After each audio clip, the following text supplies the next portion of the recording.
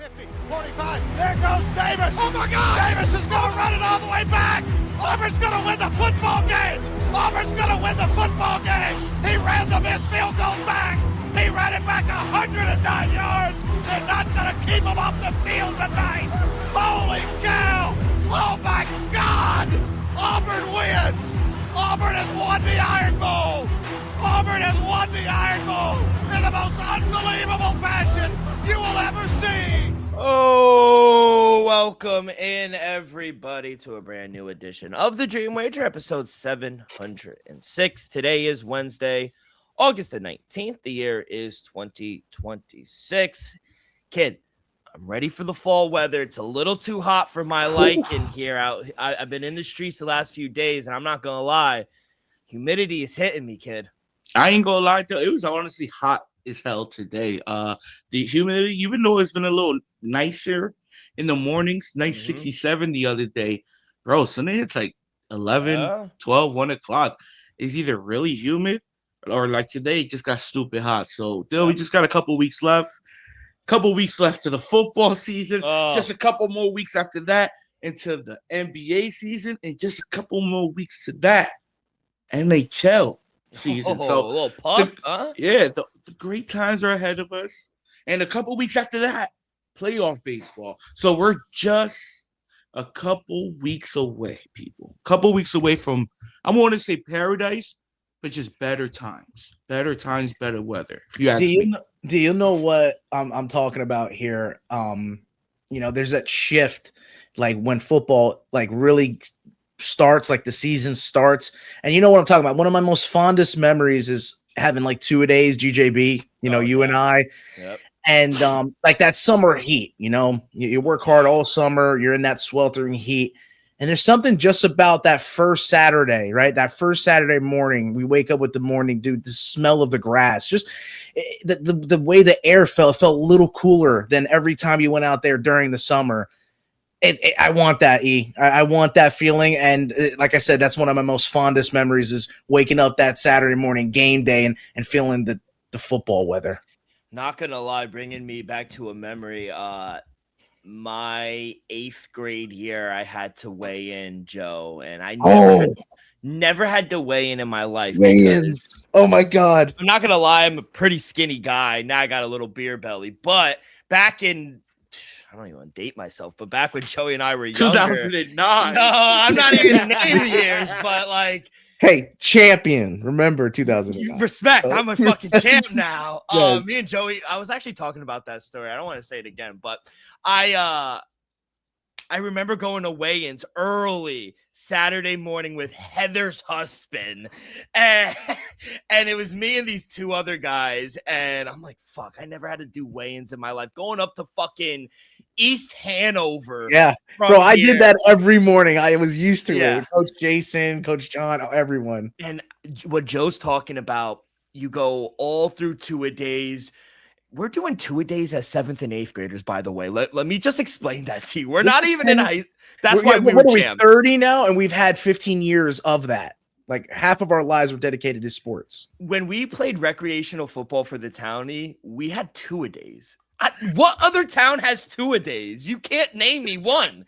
And so I remember the first Saturday before our game, I'm going and waking up. I'm like, it's a little nippy out. Like I gotta put a hoodie on. I remember it, and I got a whiff of that last night driving home. It was like 67, and Ant was in the car. Ant Torres, shout out him. He looked at me, he goes, "Yo, it's nice out." I said, "Fuck yeah, it's nice. This is the weather I want. Nice. 76 or 67 all year round." But yeah. By the way, Joe, I was telling that story to someone because they're like, "Oh, they saw the sign coming into Garfield, City of Champs, right?" Yeah, that's mine and Joey's team. And I go, I remember that day where, I remember earlier in the season, they kicked our ass, but yeah, allegedly some of our teammates were hungover. They were a little partying the night. Partying the night before. It was our first Sunday game. It was our first Sunday game. And we got hosed. Yep, in Fairfield. So they thought they were gonna fuck us up. We met them at the Super Bowl, right? Oh my God. The 2 weeks leading up to the Super Bowl, I'm telling you, I've never seen a bunch of 12 and 13-year-olds lock in as hard as we locked in. And we had legends on the line. We had Joe, shout out Joel Campo. Yes. Shout out Joel Campo, man. If you're listening somewhere, Joel, I love you. We had Wilbur. God rest his soul, Wilbur. Wilbur and Eric Almonte were next to me. I was one tight end, and Sean Dunning was the other tight end next to you and Joel. No. And Swazo. Before the Royds. So we were stacked on the line, and then we met him in the Super Bowl, and we trounced them 32-6. And all I remember, sitting on the bus with the trophy next to Joey, and Fairfield moms throwing shit at our bus, calling us white trash. He just whooped their ass. Yep. It's good Memories, time. bro. Do you remember that? Oh, bro, like yesterday, miss it, Little man. down memory lane for you, E. Bro, Ian, I have stories for coaching yet. days. Yeah, I wasn't even in Garfield yet. So shout out, y'all. City of Champions. Recognize now. City of Champs. My mom came from an era where she thought I was going to make it to the MLB. Mm-hmm. And for a good chance, that was a live possibility. Until I hit a walk-off and them dudes broke my ankle celebrating. But that's not the here or there. Right? She didn't let me play football. At all. That's honestly, it's like a good call I feel like, D. Yeah, I even went to like a tryout and I made the team, like sneakily, like in seventh grade. We need you on the line. Yeah. And well, back then, he would have played. Yeah, I was trying to play safety back then. Yeah, dude. I was coming. Yeah. Yes. Back then, 7th grade, I was 12 years old. I'm playing safety, right? So, made the team. Mom kicked me off right away. Right away. Yeah, like, you know how you got to pay the league fee and all that? I was like, Mom, I got to pay this, that. She's like, all right, I'm going to go. She saw it was football. She's not having it. Because they're a language barrier, too. Yeah. I was going to play second string quarterback. So you said you didn't say football. You're like, I'm going to go play this sport. Yeah. Anyway. So you knew she was going to say no. Try. Yeah, I went to Charles. Shout out my boy Aaron. We went to after school, went to practice, tryouts, made the team, and my mom was like, "You're not playing football." So, well, was that Izzy or Daisy you had lifted up before? Izzy, that's Izzy. Izzy. Bro, while I'm on the pod, like they come in the room, and then like sometimes they go like, "They're coming in the room." I got blue they right cried because they want yeah. attention. Yeah, they just they're attention whores. Yeah, they're attention. Doesn't Al do that? No, he's right by my feet. He's right a now. boy. Yeah, that's what I mean. They want to be on my lap. Pause. Like they just want to be. Like they just want attention all day. I could be cooking. I could be playing Xbox. I could be doing it. I could be doing notes to the pod. They're just gonna be like, lift me up, Father. Yeah, I love you. Scratch my leg. They're great, bro. You know what's funny or not funny? You know what's ironic that you brought up like baseball and like how you were a good pitcher. I was just on the MLB show with Scott Reichel, friend of the show, and he goes, we were talking about the regression that's Paul Skeens. I don't know if you guys been following. Paul Skeens has not. How did he do today? I caught like the beginning of the game. Really? Terrible. So first couple of innings were right, and it got rocky after that. Not even like he walked 4 batters. He gave up some runs. He hit 97 one time. Like, dang, his velocity has gone down. He's just not the same pitcher. Now he's good, but he's not who we've been accustomed to seeing. And I was saying how nowadays I kind of resembled it to the NBA where we see a lot of guys shooting threes, just change the game. That's all they want to do now. In baseball, it doesn't matter about mechanics. Bartolo Colon, amazing thing. Never hit 95, 96, but he'll hit every fucking corner, 87, 88, no surgery. Paul Skeens is going down a bad path where he's going to need Tommy John. God rest his soul. He just passed away the other week. Tommy John. And nowadays, growing up, these kids are taught just throw hard. If you hit 95, 100, you're going to get drafted. And yeah, that's true, but you're going to need surgery. Look at Strasburg when he came into the league, throwing 100, you could only sustain that for so long. So I wanted to see what you guys thought about that because we were just talking about it. I was saying, like I said, RIP Tommy John, but the funny quip about that was hoping that he took the UCL injury with him to the grave. But that's obviously not going to be the case with how hard guys are throwing nowadays. Yeah, I'm gonna be honest, I'm not surprised by it. At the end of the day, the kid came into the sport already, rookie year, was arguably one of the best pitchers in baseball. Following year, he's already starting all-star game. Third year, he was the starting pitcher for Team USA. So what is it? Overuse? Yeah, they gave him 3 days extra rest before today's start, and he still was bad. My hot take: he's gonna get traded, and he's not gonna pitch a single inning in September. Pirates have nothing to play for. They're not good. I just personally think that one, he peaked too soon, right? At the end of his expectation, when you see somebody be great, it's not like he was just great for a short period of time. He was great his first 3 seasons, right? Now that he just dipped off a little bit, it's like the Patrick Mahomes effect. It's like when Patrick Mahomes first 2 seasons threw for 5,000 yards, 40+ touchdowns. Now he throws for 3,800 and 28 touchdowns. People think of that as an off year. No, that's a great year. That's some people's best years, yeah. Exactly. That's MVP years for most people's. So the fact that I feel like, and Dylan, you're not wrong here, just saying, but I feel like some people are overreacting during just bad playing period just because he came out the gate as arguably the best pitcher in baseball and was that for a short period of time. I think he can still be that. I just feel like the Pirates are a bad team. The motivation got to be there. Health got to be there. All those things got to be in consideration to have a great pitching season. And I'm going to be honest, those things are not lining up right now for Paul Skees and the Pirates. I was going to ask that. Was it overuse by him? Like, I saw his record before he started the game. He was 9-10. I was like, how many appearances does he have? He's got to play close to 30 appearances, plus the All-Star game even this year. You know what I mean? It's just Team USA in the winter. And nobody from, honestly, besides the guys who won it, like Venezuela, some guys from the Dominican Republic. I mean, you're even seeing it with Vladimir Guerrero Jr. struggling. He can't hit a home run at home. Cal Raleigh looks terrible. Like a lot of the guys who played during that, atrocious. Yeah, there's so many. Aaron Judge hasn't been healthy since. Like you see the lasting effects of that. So maybe it's a little of that. And to your point, maybe we see him on the trading block or something that the Pirates, unfortunately, like that's a star. I'm going to put butts in the seats, but you got to kind of have to, take a loss if he's not performing to that standard. I guess you're going to have to kind of rebuild the farm system through him, which you could, right? You can get a lot for a guy like that. That's why you trade him now.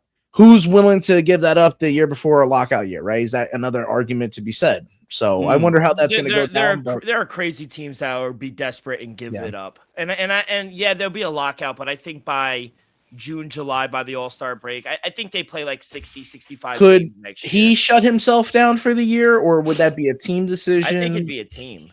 Yeah. Okay. I'll be honest. Why would you pitch him? Yeah, it'd be a smart decision to shut him down. At the end, it was let's just say a mediocre season for his standards, right? Nothing wrong about that. No, it was right? bad. It was baddie. Team's not good. No, I'm not denying. Yeah, I'm not denying that it was a bad season.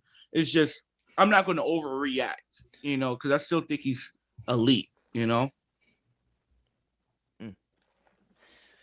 We'll see. I don't think he's good anymore. And you think it happened that fast? Yeah.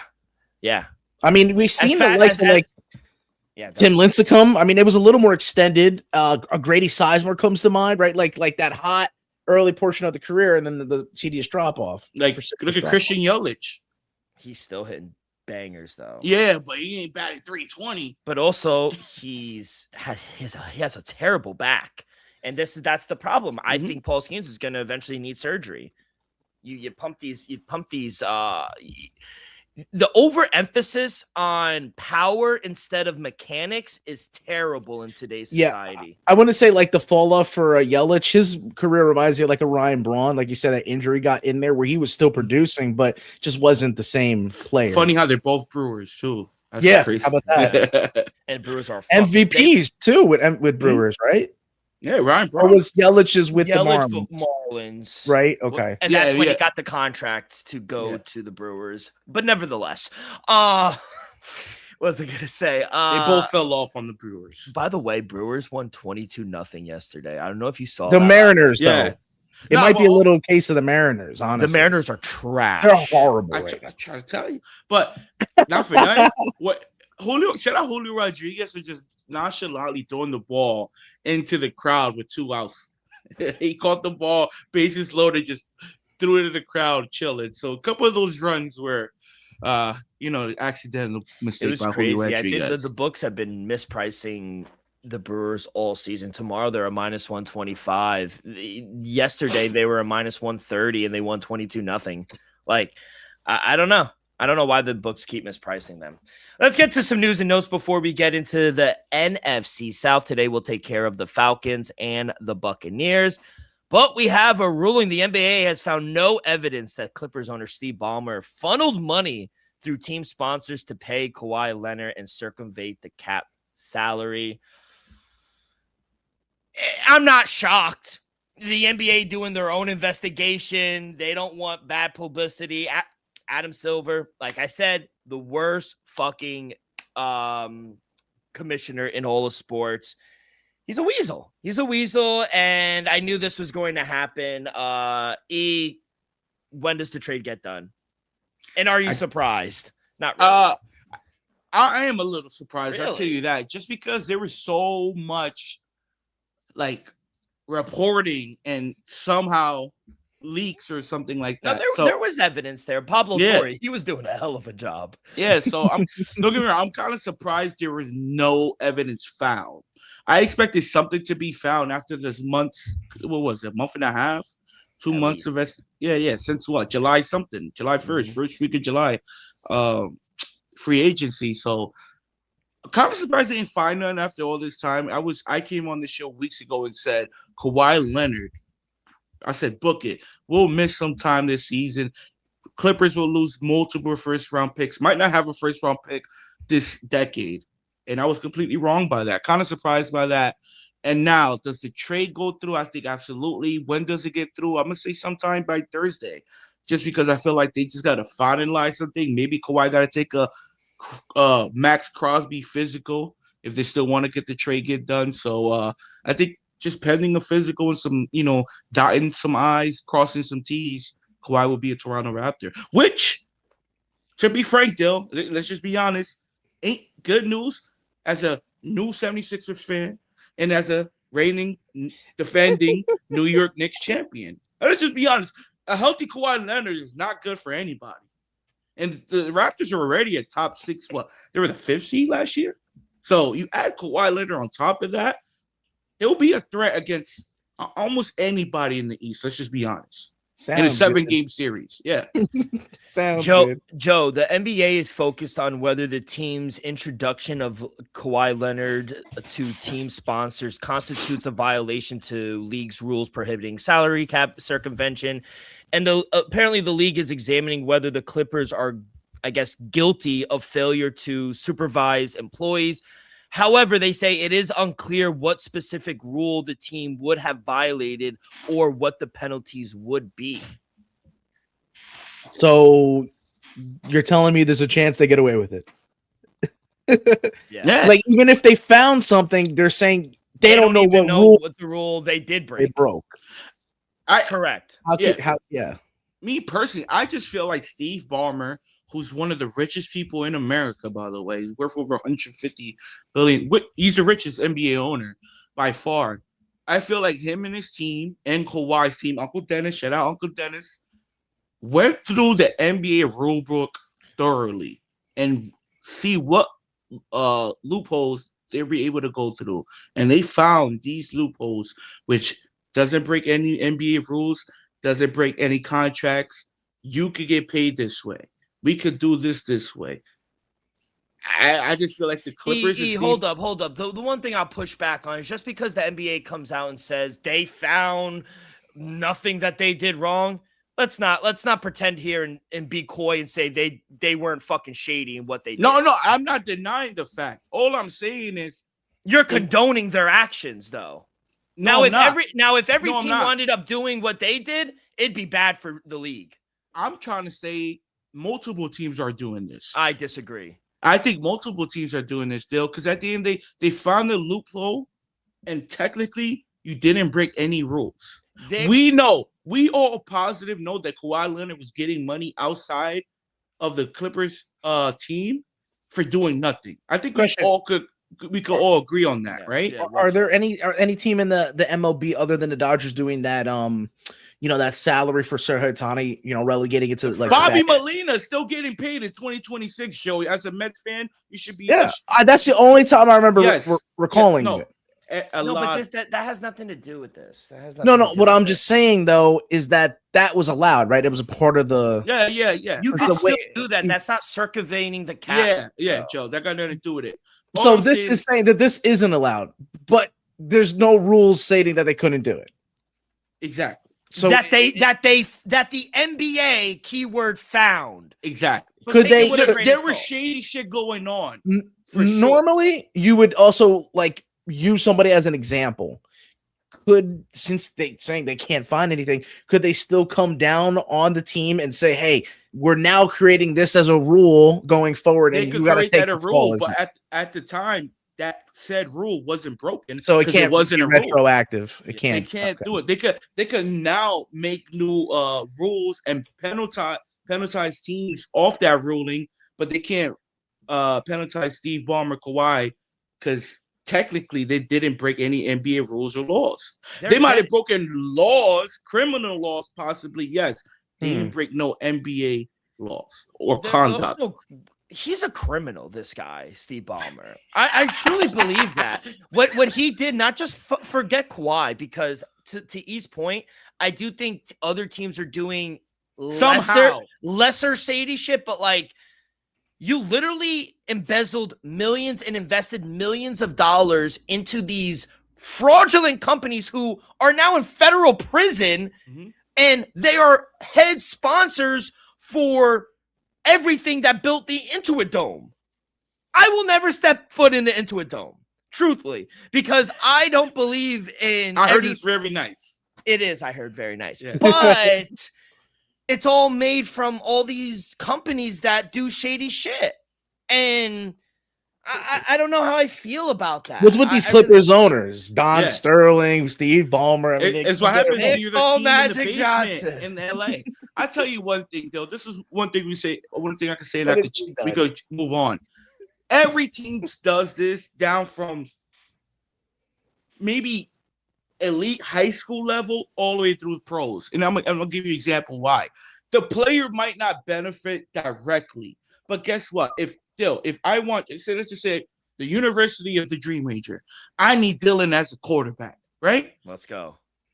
NIL deal, let's just say that's cap, right? NIL cap. What else could I do to persuade Dylan to come to Dream Major University to be our starting quarterback? I'm like, Dylan, I got this friend here at this company that could give you, your mom, and your uncle 6-figure position for the next 5 years. A big band in Jacksonville. I don't have to make an appearance. 15 million. They getting a job at this company if you sign with the if you sign up to be the Dream Majors quarterback for the next 4 years. I will guarantee your mom, your sister, your uncle making 6+ figures yearly for the next 5 years. That's what I mean when I say there's teams, not just the Clippers, outside doing deals like this. I guarantee there's multiple players, coaches, or whatever where people are getting side deals besides the NBA contract. It don't need to be directly. Best believe it. Somebody gives me a deal, but yo, bro, we'll sign you for $25 million, right? I can't take that deal. But we'll give your sister, your mom, and your brother 3 high-level positions at this company where they don't have to do much and they'll make $200,000 each a year. Guess what? I'm gonna take that deal because I'm being fed and the family being fed. Guaranteed, there's thousands of deals like that from the high school level to the pro level. Eventually, it's going to catch up to you. And let's just be honest. I don't think nobody here is denying that those things go down, and that's legal. That's legal. Is it though? Yeah. That's not on paperwork. That's just my man is mouth. in federal prison for what he did to the company, though. No, I'm just that's like me taking your deal, and then 5 months later you're in federal prison. Federal fucking prison. No, I federal fucking like Dana White. Federal fucking prison. I understand that part, but what I'm suggesting. That's a legendary quote, Joe. Yeah. What I'm suggesting is not federal prison. What that company did, yes. But what I'm suggesting, what deals get made in talks behind closed doors, a negotiation comes down for the contract. Now, when that contract is set, and the player may not be satisfied with said contract, what other compensations could you do for me and my family on the back end? It could be jobs, it could be cars, it could be property. Those things happen, and I just hope people realize that's what happens when deals are made in the dark, Joe? They eventually come out into the light. They come to light. And then they're all fucked. And honestly, I wish nothing but the worst for the Clippers. And I think all these players used to go to Alabama, LSU back in the day. You think they just went for free? No, but their mom got a car. But the biggest difference that you and everybody else who's advocating and playing devil's advocate, they're not circumventing the cap. They're working around being able to sign a superstar. Other teams can't do that. The Charlotte Hornets can't do that. That's why Steve Ballmer was able to get Kawhi Leonard on a super max contract, because he worked in deals with these fraudulent companies. That's fucked up. Yeah, but any team could do that. No, they can't. Yes, Charlotte Hornets can't do that. Yes, they can. No, they can't. Low market teams do not have the money. You got to have that capital. You got to have that capital. And you mentioned it 5 minutes ago. He is the richest owner. Yeah, and that's why I brought up the Dodgers. I think they're playing a different game than everybody. Yeah, but that's also a playing group. Chess. That's also a group. And there's no Steve salary Ballmer's one cap. dude. So the whole the college kids, they're taking deals. I don't blame them. I would take deals too, but there's no cap in college.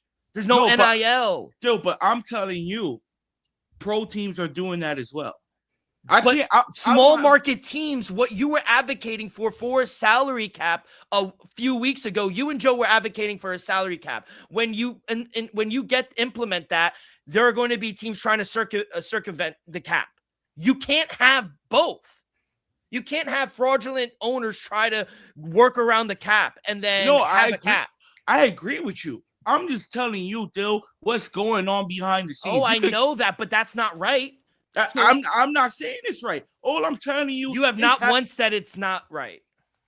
I'm telling you the truth. No, I know the truth. I understand it's going around. Do you agree that it should stop? That the NBA 100% it should stop. Will it? Absolutely not. So guess what? But why? Why do you think that? Because greed, and I'll be honest, selfishness conquers all, Dill. I'm gonna do what's best for me and mine. That's just the way it is, Dill. I'm gonna sign to UCLA, USC over, not because what the money I'm getting could be the same, but they're offering let's stick to pro, please. Yeah, pro. What they offer me on the end, and my mom and my sister a job here, guess what? I'm gonna take that. Because they're offering me this on the side as well for me, for my family. Guess what? They're gonna do that. Same way with the Clippers. Guess what? Kawhi got a private jet. Uncle Dennis is always around. The family always flew. They get special things. And that's why I'm so disappointed in the NBA. And like I said, I started it by saying I'm not surprised because he's a weasel, Adam Silver, but they had a chance to be stern and make a precedent about this, and they chose not to. They chose to look a blind eye and say, hey, we didn't find anything. Sorry. No, I agree with you. Like I said, in my opinion, the Clippers should not have a first-round pick for the rest of this decade. They should forfeit the season. I'll say I wouldn't go that far, but that would set an example. Like Joe, can you chime in? What do you got? What do you want to know? What do you want to know? Why does this continue to happen? Why can't we see change? Because I think me and Elvis actually agree. We agree that it's happening maybe to a larger scale than others. And it's wrong. But he agrees that it's never going to stop. And no. I think it has to stop. It has to stop. But Will it? It's not. No, because it's because we're all fickle. It's the leagues don't want to cut their nose to spite their face. You know, if they're going to cut off like teams that are capable of kind of changing the trajectory of the entire league, or are also kind of generating maybe the most percentage of revenue, that may talk a lot more than the small market teams, unfortunately, as much as we want. And you kind of did mention that before, I believe, where you were saying that teams should be allowed to kind of do this. Unfortunately, for the smaller markets, they just have to step their game up and spend the money. You did make that comparison back in baseball. So that's why I was making a little comparison across sport, because I think we can learn a thing or two from other leagues, other sports, and how they approach things, and maybe take a little play out of their book and going forward. I don't think things have to be set in stone. I think it should kind of be able to be, flexible and find what is the best solution for these things. That's kind of the capitalistic mindset, though. You got to keep increasing and keep going forward, and anything other than that is not the capitalistic kind of mindset, right? Yeah. Listen, I also want to make it a point. I'm not mad at Kawhi. Get yours.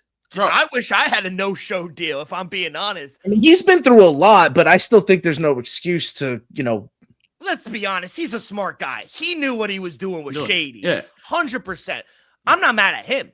I'm mad at Steve Ballmer and the fucking Clippers. I'm going to be fading them this year. I promise you that. What if he had come out and said that they were doing? I mean, that they wouldn't have been able to respect that. Yeah. League would have been like, we can't allow this. It would have been like a CP3 trade where the commissioner steps in. Now they're made aware of it. Bro, at the end of the day, I feel like this happens all the time, Dill. And like you said, when you say some smaller market teams are not able to do this, and this is why I disagree with that, because I feel like, first of all, every owner of an NBA team has property, have ownership of other things as well. I guarantee the Charlotte Hornets owner, he owns property, Dill. He probably have condos, penthouses. You know what? You could tell a player, you know what? You sign with me, you can live here rent-free, mortgage-free for 5 seasons in this penthouse. You don't think those things like that happen? I hate to bring this up. But you're going to do it anyway. I'm going to do it anyway. Look at Aaron Hernandez. The Patriots gifted him a whole separate apartment to what? Do his thing, smoke weed. And guess what? Ownership and management. Bill Belichick all knew about this. The team provided that, because guess what? Talent matters. Over anything. But also, I think what we're missing the factor, and this last thing I'll say, and then we can move on. I think it depends on the character of the human being. The guy, I just looked it up because I didn't know off the top of my hand. Gabe Plotnick, he owns the Charlotte Hornets. They're estimated around $3 billion in value, and his net worth is $500 million. A lot of money, but not obviously. He's not a billionaire like a lot of owners are. He is a good guy. He's not going to go do shady shit to fuck his team long term. I agree with you. Maybe not. This was 30 Steve teams Ballmer's in the NBA. not a good guy. Let's just say, for example, that I agree with you, right? There's 30 teams in the NBA. I'm not saying all 30 teams are participating in this, but I'm going to say a solid 8 are. Not the champions, though. Who knows? No, he's a good guy. He created the sphere. All I know is we saw the price. We saw the price of the tickets for the NBA Finals, and we both know we saw people in there who got in for way cheaper than that. So it's not the here or there. So, in my opinion, there's NFL teams that's partaking in this. There's MLB teams partaking in this, and there's also some NBA teams partaking in this. Not every team is guilty, but not every team is innocent. Down the fucking middle E. That's your new name. Down the middle E. Yeah. Right. What's the term? I'm a moderate. You're moderate. Yeah. Honestly, Joe, I was having a fucking heart attack Monday, right? So I'm working in the Bronx, and I get an update from Adam Schefter. Obviously, I have his fucking alerts on. Breece Hall goes down. No contact. Yep. And I go up. And I just happened to be on the phone with Elvis. So I go, season's over. Like, he's non-contact. He's done. And Elvis, Mr. Optimistic down the fucking middle goes, no, FBI. I was like, it's a hamstring or groin, 4 to 6 week. Watch. He said, nah, I'm a Jets fan. I know how things go. It's over. It's over. 2 days later, guess who's on the phone? It was just a pulled hammy. He'll be good. He is shut down for the rest of the preseason. It's a groin. Groin. Yeah. I told you. He's fine. You know who isn't fine, though? Jordan Tyson. He's going to miss the next 2 months with a right hamstring injury. He's going to be eligible. They said around week 5 or 6, but this has been a problem. Even in college, he has had a right hamstring injury for the last 3 months, Joe. We're going to be talking about the Saints on Friday, but this is for my boy Tyler Shuck. He needs weapons. Yeah, he needs weapons. He needs to develop properly, he's good. Yeah, but as we've seen and we just talked about at the beginning of the show, you could have all this potential be good. It, like you said, in other sports and fall off, but even in the league, look at how many talented quarterbacks have come in without good coaching, without players around them, and now are not even backups. They're not even playing. So we just don't hope that for the kid. And he's losing good, Jordan though. Tyson, I don't doubt it. I think you're probably looking for the other weapons on the fantasy roster. I mean, obviously, you're going to get more touches that way, right? I mean, A-Chain, right? Even though it's Etienne, right? Supposedly that's how you pronounce it now, A-Chain. Etienne, his last name. But really? Him and Kamara still being there, you just hope that maybe they could, kind of go back to their former ways to help this kid. Yeah, to me, this is a total blow just because unlike the Rams who could, draft somebody in the first round and they'll need him on the field and to be impactful right away, the Saints need Jordan Tyson to be impactful right away. So to me, this is a major blow for the New Orleans Saints just because we know what Chris Olave is potential-wise, but we also know he dealt with, a concussion injury in the past, multiple concussion injuries. You traded Rashid Shaheed. You drafted Jordan Tyson for a reason in the first round. Now he's going to be out for the first 2 months of the season. To me, this is just a letdown for this New Orleans Saints. Hopefully he's able to come back mid-season at 100%, but to start the season now, who's going to be that number 2 receiver to step in for the first 6 to 8 weeks? We'll see about that. But to me, one of the teams who couldn't afford to lose a first rounder this year was the New Orleans Saints. So to me, total blow. Giants released Juju Smith-Schuster, and then they signed Najee Harris. By the way, I thought it was a weird signing. By the way, longest rush ever in Najee Harris's career. Do you know what it is? How many yards? Definitely wasn't Pittsburgh. What's his jersey number? Isn't he wear 22? I'm going to say 22. Give me 22-yard rush. I'm going to say 37. I think it's low. Ding, ding, ding, ding, ding, ding. Yo, Elvis is on fire today. 37 yards is his longest rush. That was a random, too. And also, by the way, we was on 37th minute on the pod. So. Is that why you said that? One of the reasons. Damn, I also knew it wasn't above 40. I knew it wasn't above 40. I was confident it wasn't 40. Plus. We'd be good at trivia. Because I had him multiple times in fantasy, and I was like, he ain't never busted one for 40 plus. Couple hours ago, running back Alvin Kamara is suspected to be sidelined for at least the next month due to a sprained MCL, Joe. Well, they're falling apart.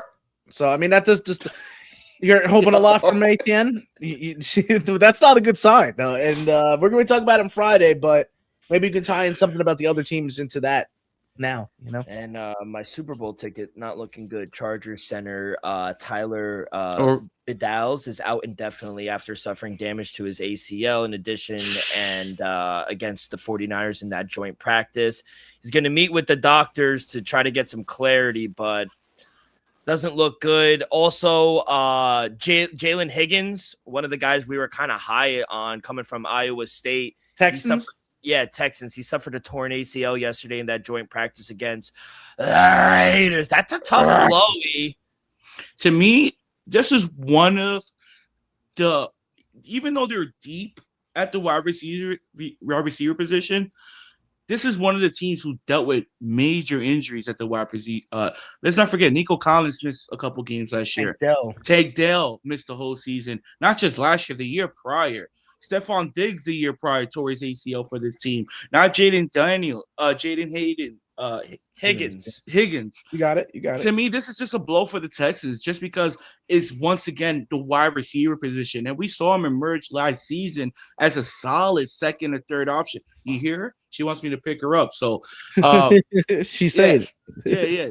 So, to me, another blow to the Houston Texans, just because, yes, you lose a key offensive guy, but once again, this is another year where you're down another key wide receiver. So to me, this sucks for the Texans. And let's not forget, in the playoff game against the Patriots, Nico Collins was out, So they have to go in, not just to the regular season, but also come playoff time, be fully healthy at that wide receiver room, not just come week one. So to me, another bad blow for the Texans, but especially in that wide receiver room. But they're deep, like you said. They're deep. You're just hoping that, I've seen Justin Watson. Justin Watson stepped up, Xavier Hutchinson, and then, like you said, someone shouted out Jalen Noel. I mean, they've had moments, so that's a lot of names for one room, one team. Dalton Schultz. I like it, but Joe, are we going to be this confident come week 12 about how deep they are? Oh, yeah. I mean, you never know how injuries are going to go. These past this is 3 straight seasons where the Houston Texans are dealing not with just like a fourth string injury, a key starter at the wide receiver position. And you know who they could have signed, but he just got signed today. Keenan Allen. He got signed to the Colts. So great signing. At the end, they understand he might not be that 1,800 plus receiver anymore, but when you need a tough 3rd and 8, 3rd and long catch, Keenan Allen can still give you some production as well. So breaking news: 2-time Pro Bowl defensive tackle Vita Vea and the Buccaneers are reach agreement on a 1-year, $30 million extension. He just wanted to get paid. Yeah, it's tying him to Tampa for 2 more seasons. He gets $6 million in new money this season as well. He did request a trade beginning at camp, but he is there. He's going to play his 9th and 10th season in the NFL with the same team. He got drafted back in 2018, 12th overall. Joe, $30 million. Good for him. I thought another team might have stepped in, try to pick him up. I think he could definitely help a team. I'm fading the Bucs, I think. Wow, fading the Bucs. $30 million, Vita Vea.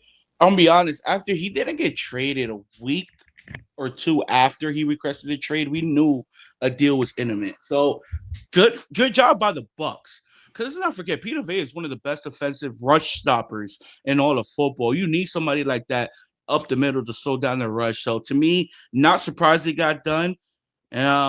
Great job by Vita Vea and his team for requesting a trade, and it ended up getting paid. Because best believe, I think he wanted to stay as a Buck. He just wanted that new contract.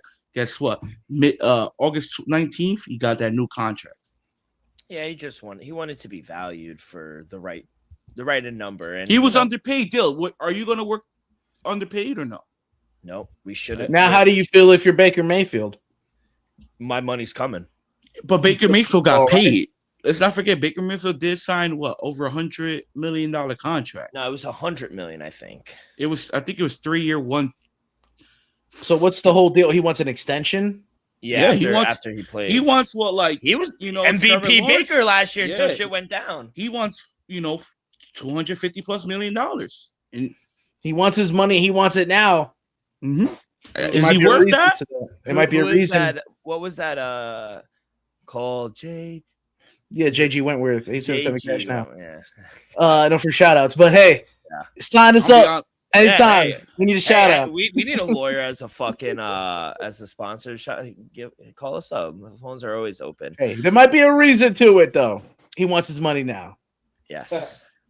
All right, boys. That's all the news and notes. Did I miss anything? Bips and bops. No. You got the Vita Vea in there. That's breaking news. You're good. I had something on the tip of my tongue. Ruben Bain. I mean, speaking of the Bucs, he was out there working overtime. Yeah, I think he's gonna be a problem. I saw like funny that you mentioned that. I saw like both. I saw good and bad quotes. They were like, "Dude's by himself hitting a dummy with no one on it. Like you're not getting better that way." And then here comes John Gruden saying, take your ugly ass quote and sit on the sideline. And I was like, I like this guy. I like this guy. Getting an extra reps. Oh, that's what I wanted to say. Which NFL team has the most ejections of all time? Which what? Ejections? What do you mean? MLB team? No, NFL team. Ejections. Ejections? Yeah, guys getting thrown out of game. You never seen that? The only thing I was gonna say Vontaze Burfict on the Bengals. But what's your team? I said the Bengals. No, you're both wrong. Another guess because you both aren't even close. Damn. Most Lions. ejections? No, I would say think of like the early teams. I was gonna say historically, maybe the Bears, the Browns. No, you guys aren't even close. All right, I'll give Colts, you the top Baltimore 4. Colts. No, not even close. Bills are 4th with 25. 49ers are tied with 2nd with the Lions with 27. And I said the Lions. Oh, you did? I didn't hear you. And then the first, and it's by a mile, 41. He's actually on the phone calling Joe, talking about I want to play for the Raiders. 1978 Raiders, that defense. They were getting ejected every day. Oh my god, I love it. Oakland. That's something Raiders. you don't hear. You said ejections in football. I was like, damn. That's right. That's why I was like, you meant baseball? 41 ejections for the Oakland Raiders. They lead the NFL. Little fun fact for you guys on here on. And mind you, they probably haven't had an ejection in years. Because Fernando Mendoza's next. No, he's such a nice guy. He'll never get ejected. He's so nice. If Gruden, if AB, well, he didn't even make the team. He left. He didn't even make the team. I'm trying to think who was wild for the. Yeah, move on. You couldn't think. All right, boys, let's take a quick break and we got to regroup after that. Let me tell you guys about Viva Tequila Seltzer, the most refreshing hard seltzer on the market, hands down. There's no wonder why Viva was voted #1 hard seltzer in the world by San Francisco World Spirit Competition with only 88 calories, 0 carbs, 0 sugar, and a light 4.5 ABV. Viva is the perfect drink for your post-game celebration as it was created with that active lifestyle in mind. We flavor tequila seltzer because flavor is the spice of life, and we like our drinks with just a kick, just like how we like our lives, whether it's Huckleberry playing around the golf with the boys or an elderberry watching the NFL preseason. It doesn't matter. Our favorites pair perfectly with our artisanal Blanco tequila for that subtle and refreshing drink. Our belief here at the Dream Wager and at Viva is to live long, live well, and live it up. All right, boys, let's get to it. We will start in Atlanta with the with the Falcons, excuse me, just because I feel like with no quarterback props, there's a lot less to talk about here with the Atlanta Falcons. I'll read you the prices here before we get into, don't waste your time. 130-1 with the Falcons to win the Super Bowl. NFC 55-1. The South, they have the worst odds at +400. To their win total 7.5, it's at +120 if you like the over, -140 for the under. Win to make the playoffs, they are +240. Yeah, they are not good. This team is not good. Kevin Stefanski, though, first year head coach. He's bringing in Tommy Rees as his OC. Coach Jeff Ulbrich, ex-Jet DC, is the second year DC. Back-to-back 8 and 9 seasons here for the Atlanta Falcons. They bring in I almost said Tai Tuivasa. Holy shit. They need him, actually. I was going to say, I hope not. They brought in Tua. They brought in Austin Hooper, Cameron Thomas on the edge. They brought in they tried to do something. They didn't have a first-round pick, which really hurt the team. But they did draft a Clemson kid, the cornerback, Terrell, which he's okay. He's not going to start, but he's okay. The problem with this team, boys, and I'll get to it real quick, why I'm on the under. The schedule's hard. That's first thing. It's extremely hard. They're only favored in 2 games this season. The Falcons. Week 2, they're favored at home against the Panthers by 1. And then week 17 at home against the Saints. They are not favored in any road games. I mean, the middle of the season is brutal for them. I mean, they're on the road to start the season. Then they go to Green Bay. Then they're on the road against Tampa. This team is terrible. I'm on the under. The quarterback room is terrible. Michael Penix is not good. I keep saying Tuivasa. Tagovailoa, he's not good either. I really didn't think they made an upgrade bringing in Austin Hooper.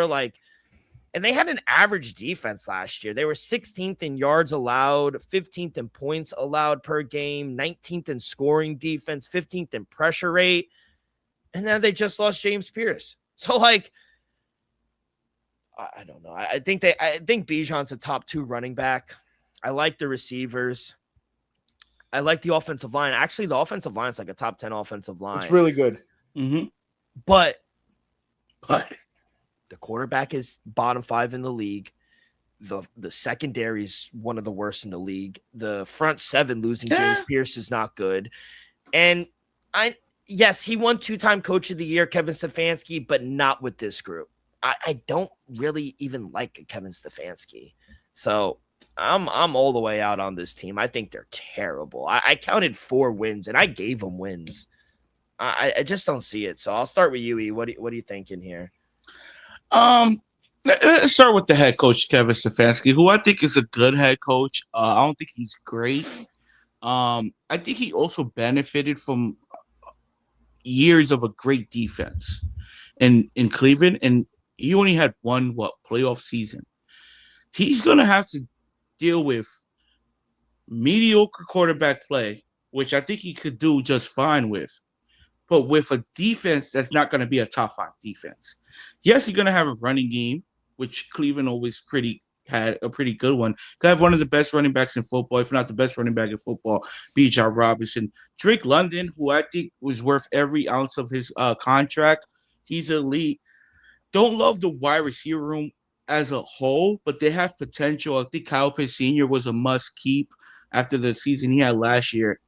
Defensively, they're middle of the pack. I think the defensive line is solid, not great, not bad at all. And the secondary deal, I think is a little better than you anticipated to be. A.J. Terrell Jr.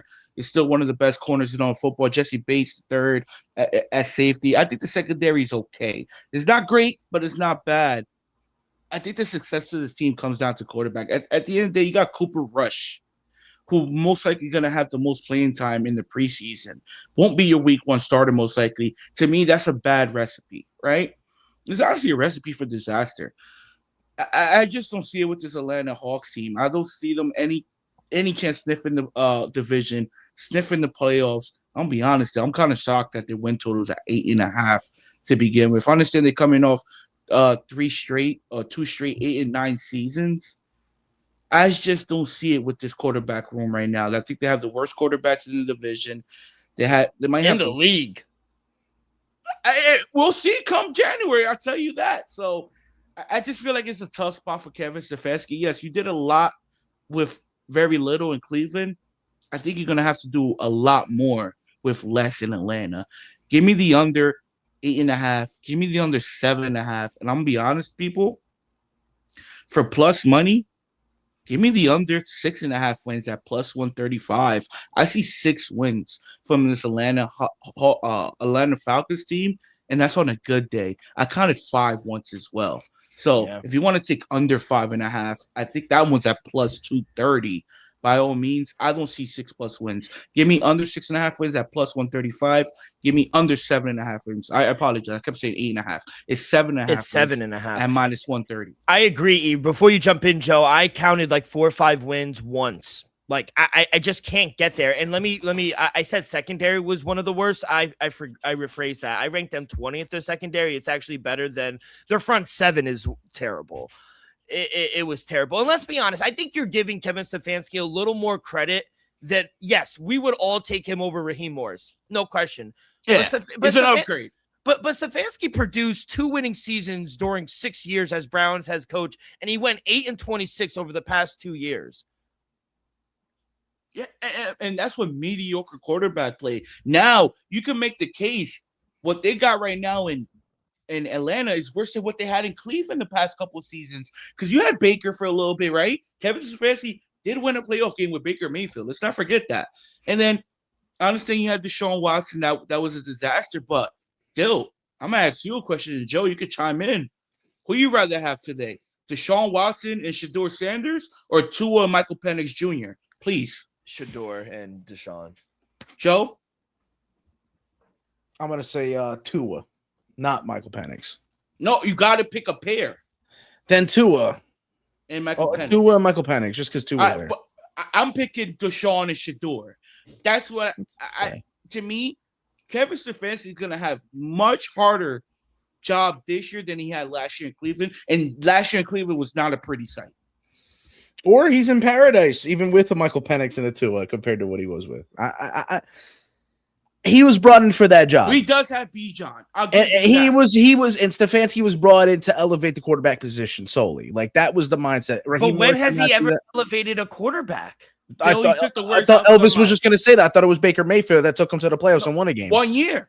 1 year. You had and he was already developed, I would argue. No, but I thought that wasn't a developed Baker, and then therefore after he started his career in the Buccaneers. He was the first overall pick. I'd be damn if my first overall pick doesn't get me to the playoffs. But who else was the number one pick? Jamarcus Russell was the number one pick. That doesn't mean anything. No, I'm saying you saying he was there to elevate Baker Mayfield's play. To me, he wasn't there to elevate Baker Mayfield's play. He was there to elevate everybody else's play on the offensive side. Baker Mayfield already was the number one overall pick. We need you to just call the right plays. I think Baker could do this job, right?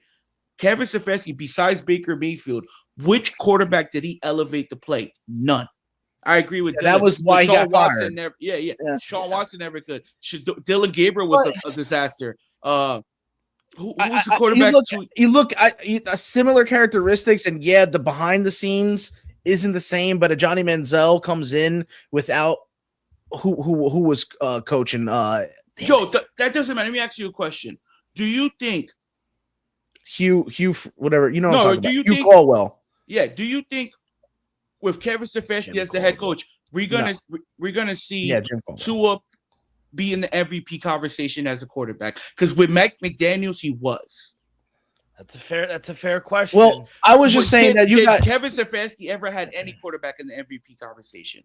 I don't know. Look, Johnny Manziel comes to the league with Jim Caldwell as his quarterback. They don't do jack shit, right? Baker Mayfield doesn't have the same type of problems behind the scenes. Yeah, he ran rid from police one time, but he does have Stefanski there. Like you said, he won a playoff game with him right there.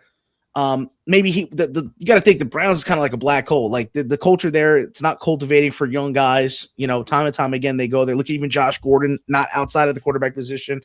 A lot of issues, right?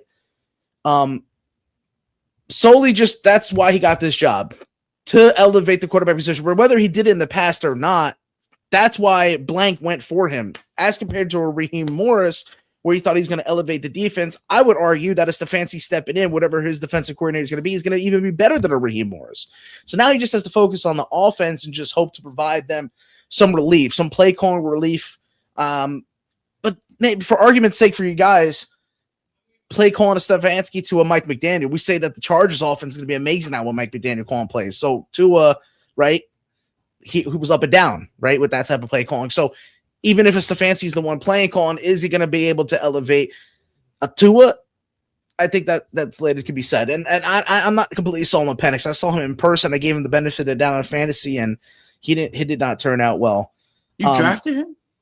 No, a free agent waivers. Oh, like after everybody got hurt. I think I had the team name is Hawk Tua. I had Tua after injuries. That was a bad year. It was a couple years ago. But I'm going to go with the sake of that the talent. I know you guys said defensively, and they've defensively been rough.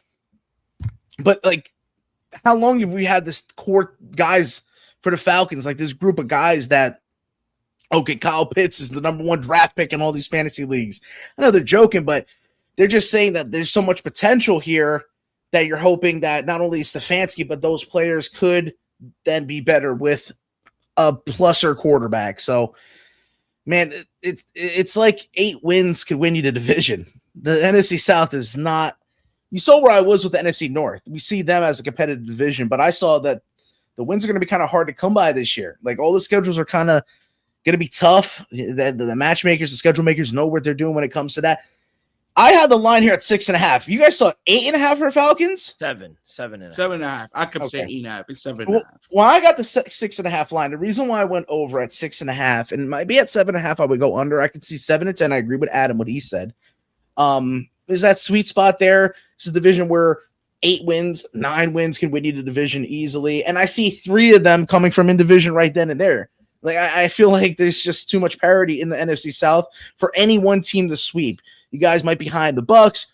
Maybe you're behind the Panthers. There's a chance they could lose a road game, maybe even a home game. None of them are too strong, I think, to sweep the division. So, like I said, that 6.5, half the wins come right in division. So I just went over 6.5 based on principle with this team. But if you give me a 7.5 number, I might play the under. You know, like I said, there's a lot of holes on most of these teams in NFC South. But I like I said, 6.5 over is -150. That's playable. But there's one thing I do have for sure. For them to wind up with more wins, bold take, than the Bucks at +170. Wow. The Falcons have more wins than the Bucks. Now they might not finish +170. So actually looking at where they're going to end up and what the odds are getting there, that's not the steepest dog line. I thought the line would have been much. I thought it would be a lot more. So maybe they're seeing a little something to it, you know? So that's all. I just say when we talk about the Bucks, like I said, I might be fading. Yeah. There's no might. You think the Falcons are going to have more wins? Yeah. The crazy part is, I think we're getting to Carolina and New Orleans and Tampa in a few minutes, but no, we're not. We're getting just to Tampa in a few minutes. I just think all of those teams are. I know the win totals only separated by like 1 for everybody. I don't see any wins for Atlanta. Like, come on, Joe. I mean, Dill, come on. I think they're really bad. And maybe Bijan and Drake London will win you a game or two, but like their home games, they're not getting any favors. Like their tougher games are at home. Yeah, Chicago, Baltimore, San Francisco, Cincinnati, Kansas City. Yeah, like that's a gauntlet. Detroit. Well, they play international for that one game, but yeah. Yeah, they have a lot of. They got 3 back. They got 3 back-to-back primetime games. They're Thursday night, week 3 on the road in Lambeau. Then they come home for Monday Night Football against the Saints that they're going to lose, and then they go to Sunday night at home against the Baltimore. That's why I had them starting out rocky. Now, honestly, like I said, I wasn't too high on the Bears. We got to see when we talk about the West how the 49ers are going to be, and like I said, not too high on the Bucks. So yeah, it's like they lose against the Steelers to start the season, the game that they're favorite at home against the Panthers. Good time to play them because last game of the season, I don't like their odds there against the Panthers. But yeah, those three games, I think they lose them all. I honestly had them losing them all, and I still came up with 6 wins, 7 wins. I had 8 one time, which surprised me with the Falcons. But that's why I was like at 6.5, I'll go the over. But give me any another number, I might be a little more. Yeah, I don't like week 17 or 18 because I think those 2 teams are going to be playing for the division. So yeah, I 3 straight division games. It's the Bucks, Saints, and Panthers for them to close. That's crazy. 3 straight in division games, though. That's crazy. Let's get to some player props. No quarterback props. Surprise, surprise. Terrible. Did we get an announcement on who the starter is? Like, is it Tua? It's going to be Tua. Like a Kyler type situation. It's going to be Cooper Rush for the preseason, and then Tua might start week 3. I don't think he'll start week 2. They should have. Name drop. They should have kept Kirk Cousins. Yep. Neither here or there, but yeah, they're terrible quarterbacks. Let's go to the best running back in the league, or maybe second. I think Jahmyr Gibbs a little better, but nevertheless, Bijan Robinson rushing yards 1,174.5 -110 both ways. Rushing touchdowns 8.5 -125 towards the over. Before we get to his rushing or his receiving props, Joe, thoughts on Bijan running the ball this year? I mean, he's a freak, and that offensive line is really good. So he's going to be the bell cow. The only way that the offense is going to have success is running through him, whether it's Tua or Penix. You know, it has to be a little bit awkward when you talked about the lefty quarterbacks, but I think it can work out. Maybe it could be a strong suit on running kind of like, you know, counters or kind of like weak handoff plays, something where the defense has to flip their whole entire scheme to set up for a lefty quarterback. So it could work out. Stefanski may have a little trick up his sleeve with no quarterback props going over for Bijan, both yards and touchdowns. I mean, it's going to run through him. Even so much so, I didn't see receiving totals, but it makes me think that this is, like you said, the premier back. Maybe Gibbs is right there with him. His total was at 550. In volume and touches, I mean, everything runs through him. Yeah, you got London, you got Pitts, you got some guys on the outside, but if Bijan ain't going to be there, their motor isn't, and he's exactly that. So, what do you think? I think the rushing total is a little low at 1150.5, just because he have coming back off 2 straight 1,400 plus yard seasons. 14, easy. With, to me, a lesser quarterback room than they had last year, I don't see how he regresses. Offensive line, like you said, is pretty damn good. I think they're going to be a run first team. Doubt they'll be a pass first team. Honestly, they'll be behind on a lot of occasions, but I think the offense is going to run through Bijan. Give me the over 1150.5 rushing yards. I think he goes to at least 1250, maybe not 14 again, but at least 1250. And then the rushing touchdowns, I'm going to stay away just because he's been a little wishy-washy. His first year, he had 4 touchdowns. His second year, he had 14 touchdowns. And then last season, he only had 7 touchdowns. Only 7 is great, by the way.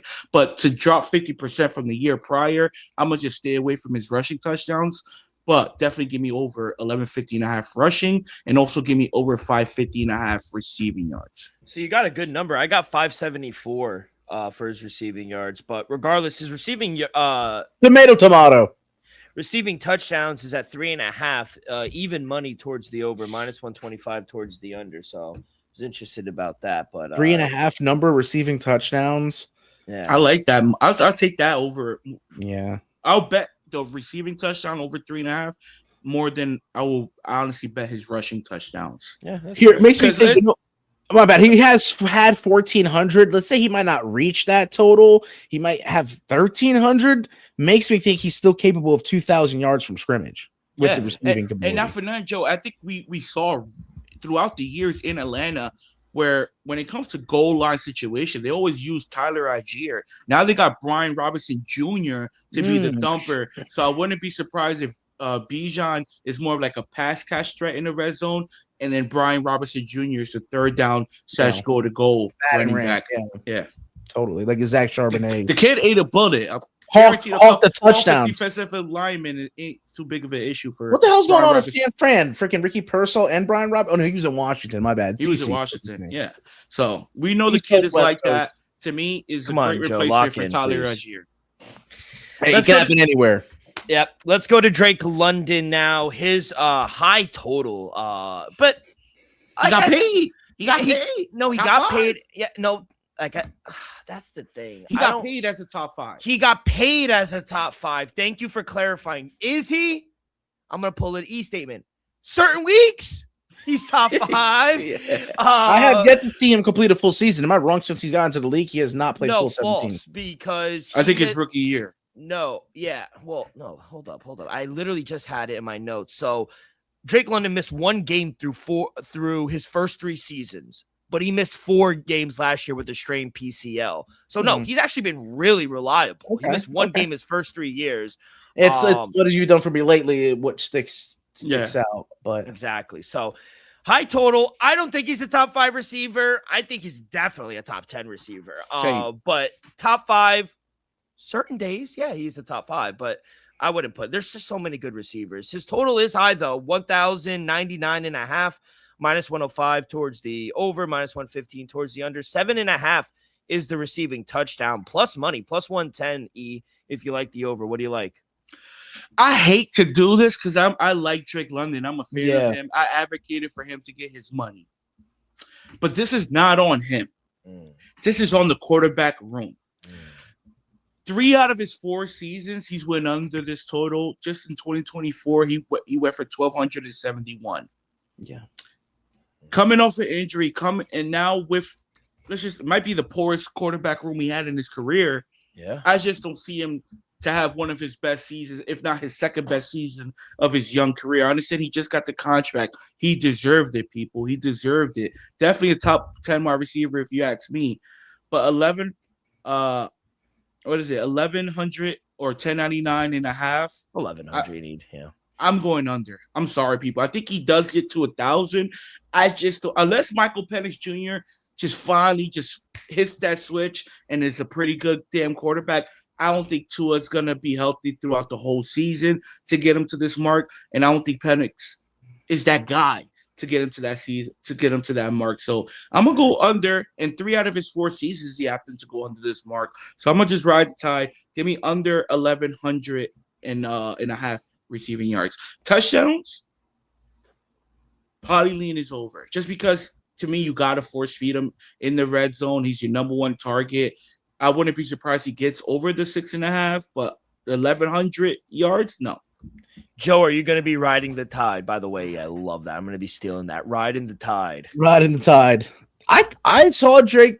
That's why I like the skill players. Drake. Seeing Bijan in person and Drake London, how smooth he moved running his routes, like they're uber talented players, some of the best in the league. And you guys say that Drake London isn't a top 5 receiver. I think he has all the attributes, the length, the receiving range that he has. Like you said, it's the quarterbacks that have held him back in his career. And I actually think the fact that he's got one of the best running backs, if not the best in Bijan, takes away his touches too, totally. But, I mean, he's really developed into, like, a man out there. I really think Drake London I'm a little hard-pressed to touch the receiving yardage. Like I said, it's just Bijan eats so much of the, touches and through the air. It just concerns me. I would hate to give you an under, but I think I'm probably on the yardage for Drake London because I just feel like there might be some games where there's some duds or, a game where he may have targeted maybe 10 times but catch like less than half. He might have a touchdown with that. Like I'm seeing him becoming a red zone threat at the end of the day. They do have Pitts to distract a lot and a lot of play actions. And I think when I talked about the left-handed approach of things could leave him open. So there's a reason he has a high number. Like I said, he's really developed him his true self as a red zone target. So I'm going to go with it under on the yardage just because of the options, maybe the lack of the quarterback skill and also arm. We got to think Penix and Tua don't have the biggest arms. They're lefty, but their ability to get the ball down the field isn't all that there. They're accurate and their timing is great, but the power behind it isn't all there. The strength isn't. So I think red zone gets the ball. There's a reason the number's high last 2 years. Yeah, it was 7 last, but he had 90 before that, quadrupled what he had his rookie year. I'm going to go over with the touchdowns for Drake London. Like I said, I think it's an improvement for his red zone capability. That's fair. Let's go to Kyle Pitts, 774 minus 110 both ways. Touchdowns is 4.5. Now he's never really gotten the touchdowns his career. Best season, got paid after last year. They really invested into him where, it was coming down to you want to pay a guy like this or not really. I just don't see it. Like, I like Kyle Pitts. I've been a defender of Kyle Pitts since he's come into the league out of Florida, but I know people don't like Colin Cowherd, but I think it's so true when he says it depends on where you get drafted. And I just think he's been in a really bad spot in his career. I agree. Though, if you put him on the Rams, I guarantee he's a Pro Bowler. Oh my God. He's one of the best tight ends in the league. That's the thing. Joe Burrow would have loved him down the end of the line there. Geno Smith would love him down here. Dylan was saying that, watch out, Kyle Pitt's going to end up being on the Chiefs. I was going to say, remember after this? Yeah, remember that's after what I said Bowl? because I thought Travis was going. I thought he was going to retire, but he came back, and then he got paid. And imagine Patrick Mahomes. Oh my God, that was my hot take. That was my another prime tight end. Another couple years. But anyway, Kyle Pitts, what do you think? Me?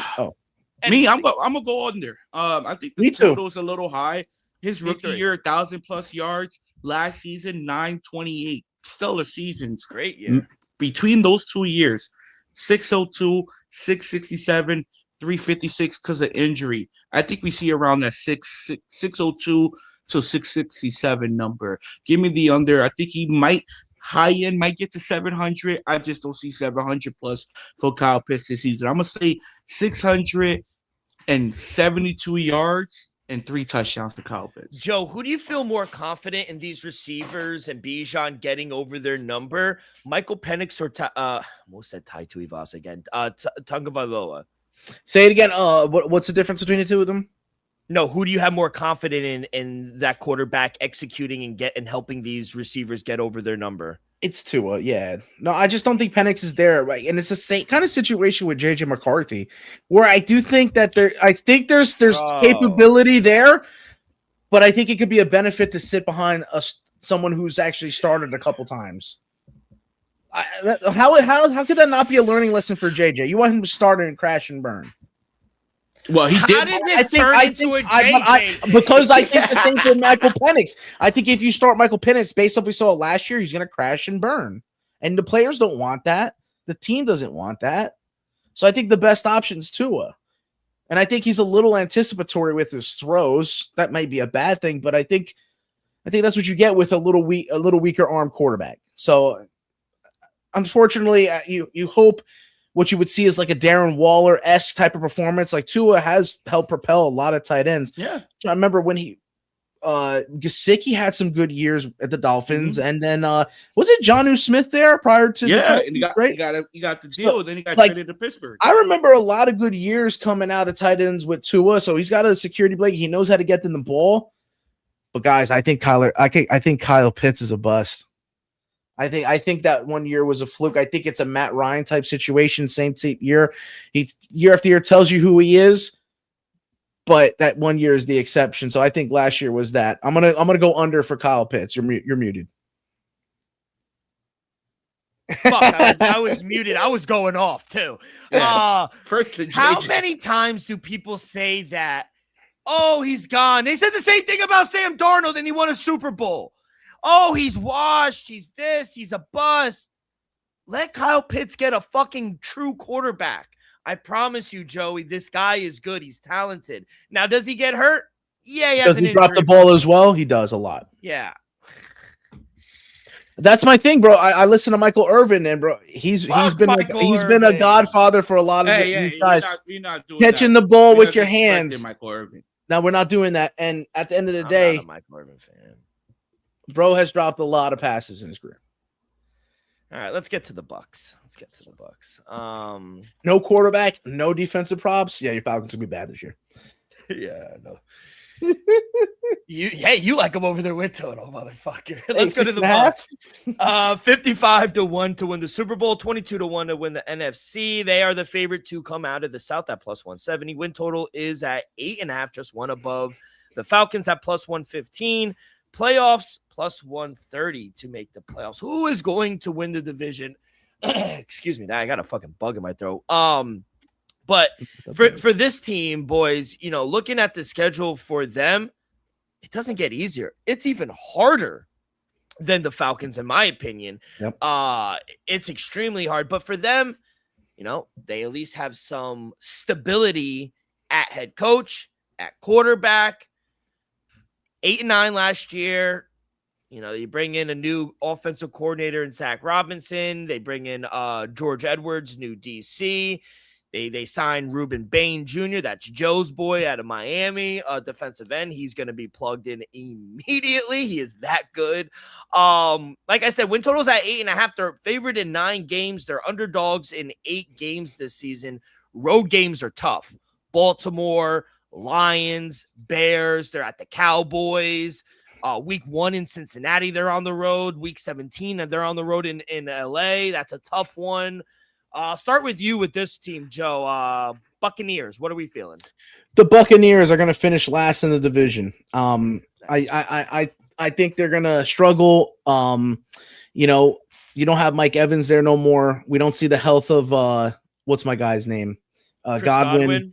I still am questionable about Ibuka. Bro, you traded away a lot of your team last year to secure him. As soon as you do, boom, down with an injury. So I think there's questions there with him.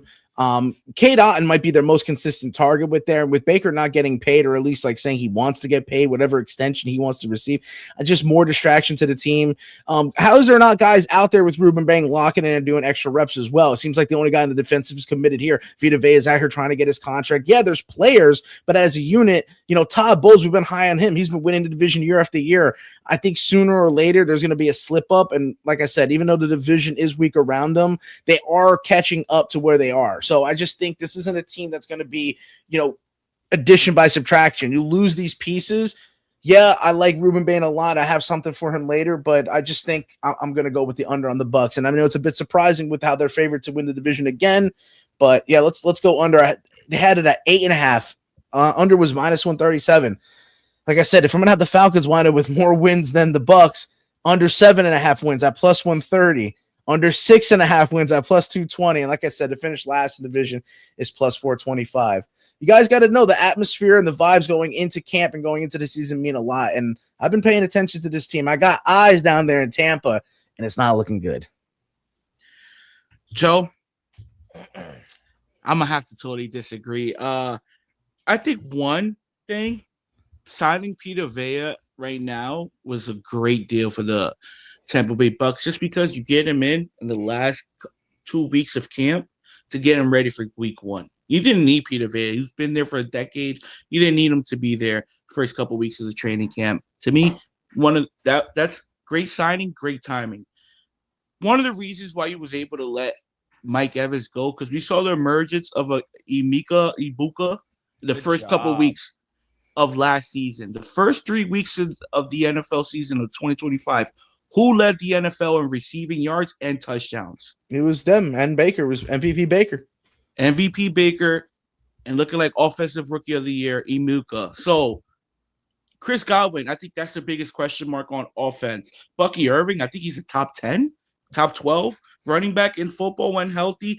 Jalen McMillan emerged as a trusty wide receiver for this offense. And I like Cade Otton.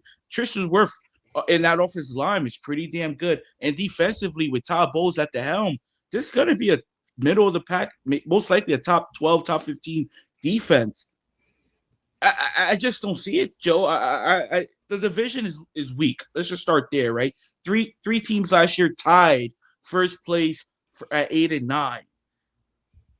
Give me the Bucks to win the division. Give me the over 7.5 wins at -135. Can they get to 9? Can they get to 10?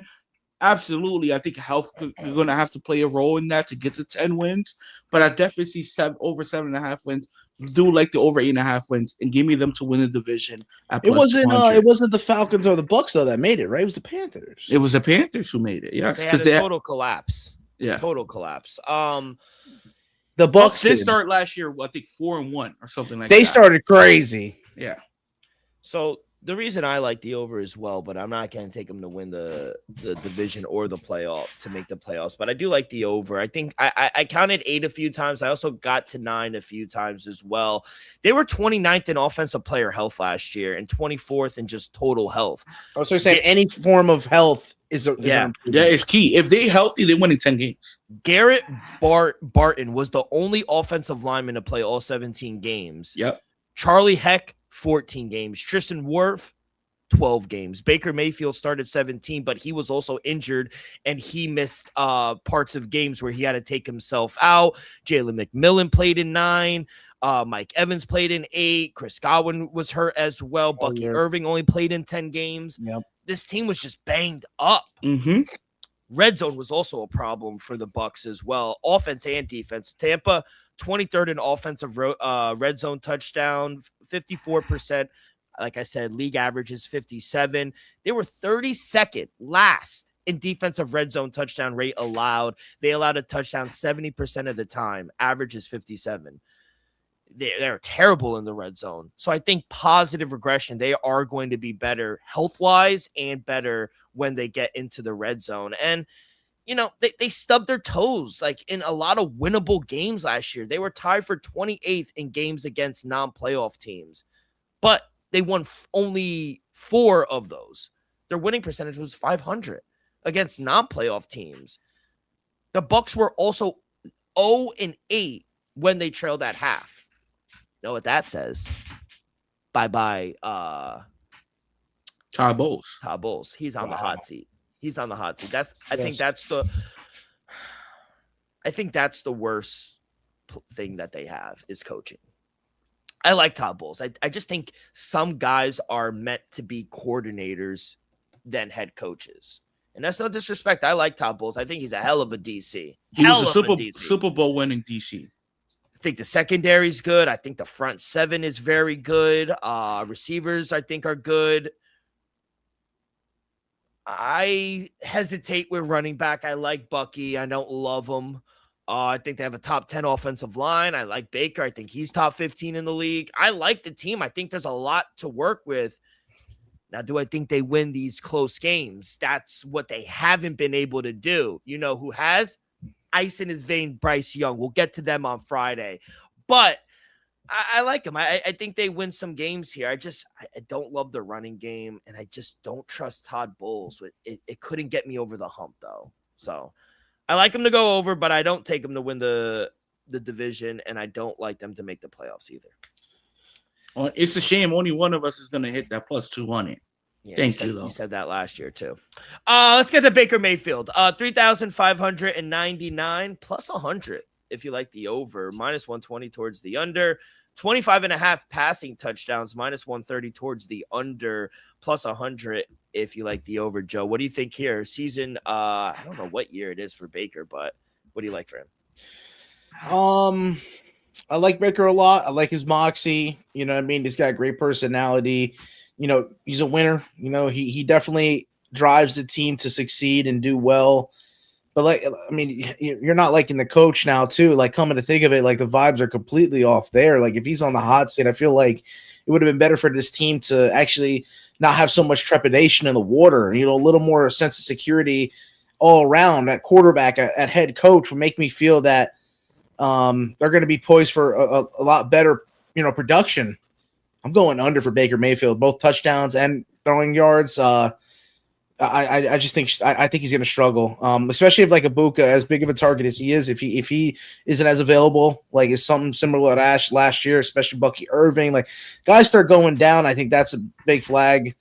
Always concerned for injuries. I think we're seeing it in the preseason. That's why I keep bringing it up because it's definitely going to be a factor all throughout the year. Even if they do stay healthy, though, I sense that they're going to struggle a little bit. Give me the under for Baker Mayfield. What do you think here, Baker? Once again, I'm going to have to totally disagree. Give me Baker over. 3 straight seasons in Tampa Bay, 4,000 yards, 4,500 yards. Last year, dealing with a bad back and ribs, 3,600 yards, 26 passing touchdowns. No Mike Evans, no Chris Godwin, no Jaden McMillan, no EJ Boca. All those guys missed times.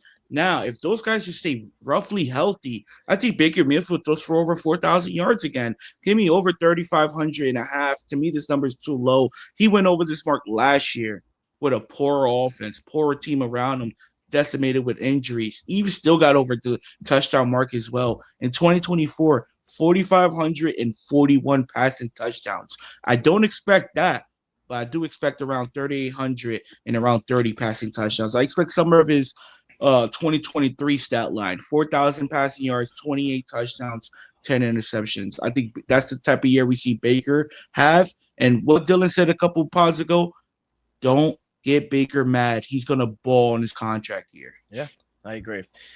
I actually like Baker. I think he could go over, especially with these weapons. I was surprised there's not a lot of numbers on Emeka Ibuka. There's none. None on Chris Godwin, none on Jalen McMillan. Real quick, Del, I know you know this. I called the emergence of JSN 2 years ago. Dylan knows this. That's correct. I said it. He will be one of the best wide receivers in football after DK Metcalf. He's the best left. now. Yeah. Emeka for the Tampa Bay Bucks will be a top 8 receiving yard receiver this year. He will be in the conversation for offensive player of the year. He will have 10 plus touchdowns. He will have over 1,000 yards. Somebody's going to have to take over that Mike Evans reduction, and I don't think Chris Godwin is going to be that guy to take over. You drafted him last year in the first round. We saw it the first 3 weeks of the season.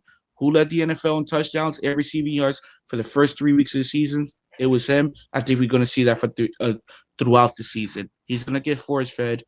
I think he's live. Like I said, 10-plus touchdowns, 1,000-plus yards. I'm taking over Cade Otton.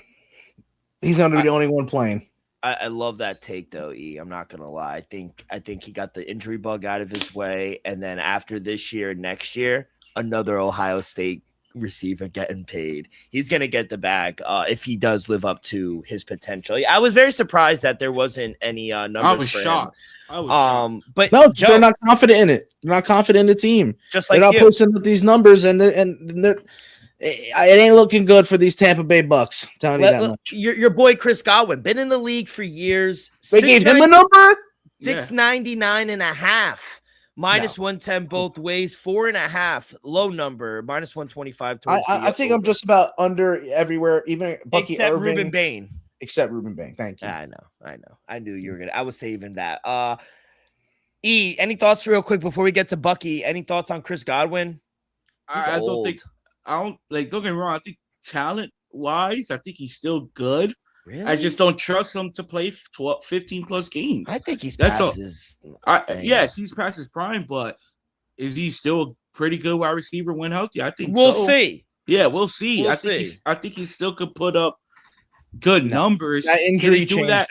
Yeah, that can he do that in a week, every week on a week-by-week basis? I don't think so. Remember, before that injury, he was the number one receiver in all of fantasy. He doubled the next closest guy, and he hasn't looked remotely like that since that injury. Even coming back supposedly healthy, he's not scared. He's not the same.